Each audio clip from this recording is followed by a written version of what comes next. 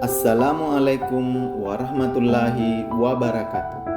Salam dan bahagia.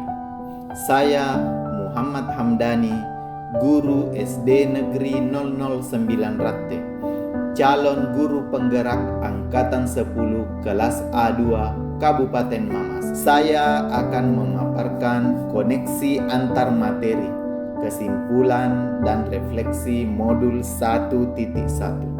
Adapun filosofi pemikiran Ki Hajar Dewantara, yang pertama menuntun atau among, yang kedua pendidik ibarat petani, yang ketiga kodrat anak, yang keempat menghamba pada anak, yang kelima kolaborasi trisentra pendidikan, dan yang terakhir penanaman budi pekerti.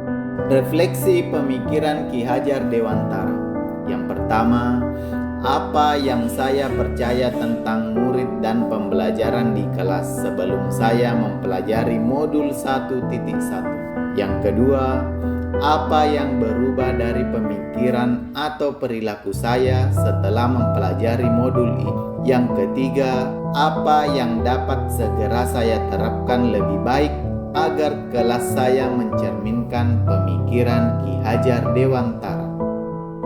Yang pertama, yang saya percaya tentang murid dan pembelajaran di kelas sebelum saya mempelajari modul 1.1. Yang pertama, kesuksesan pembelajaran ketika murid mampu menyelesaikan materi dan mencapai KKM. Yang kedua, murid harus patuh, tenang, duduk rapi dan fokus pada guru. Jika tidak, maka termasuk murid yang nakal.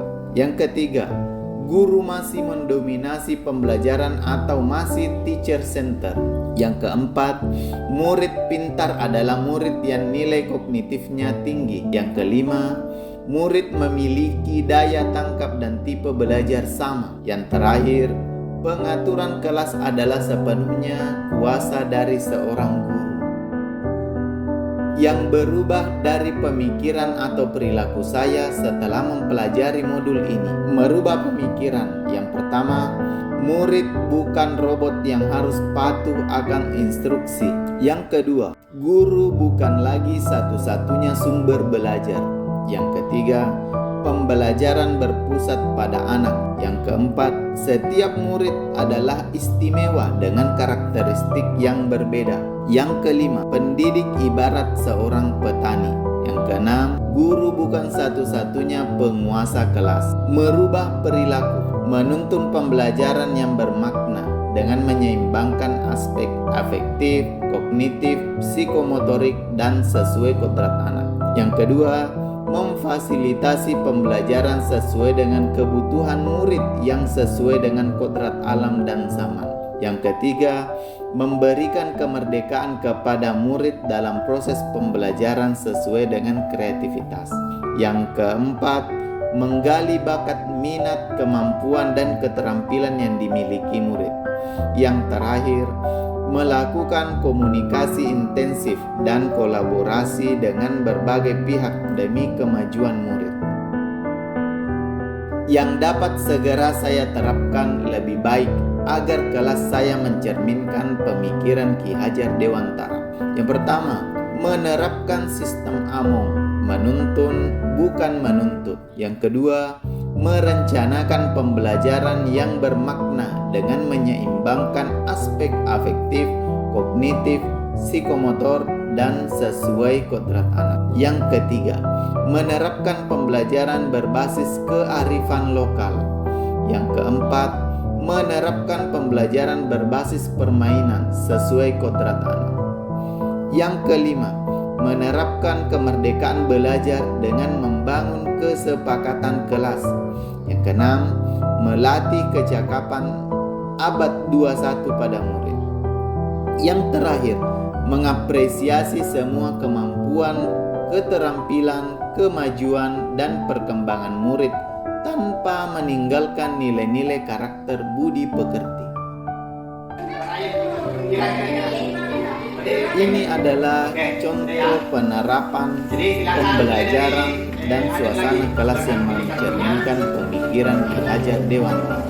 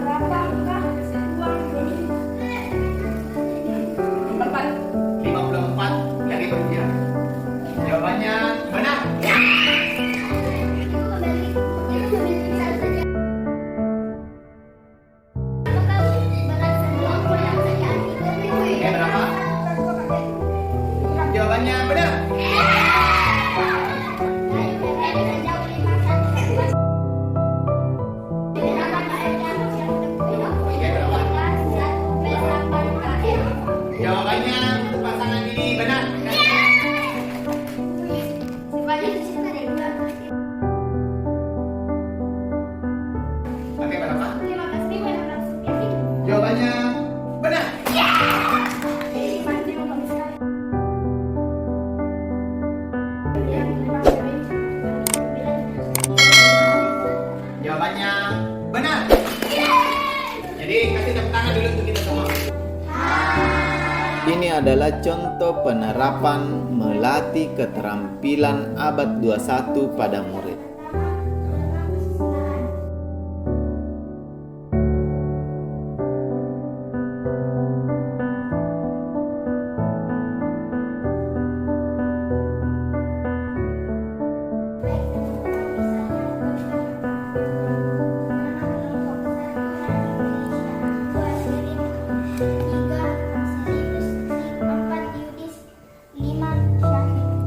Oke, tepuk tangan dulu untuk kelompok 2 dan Shirin.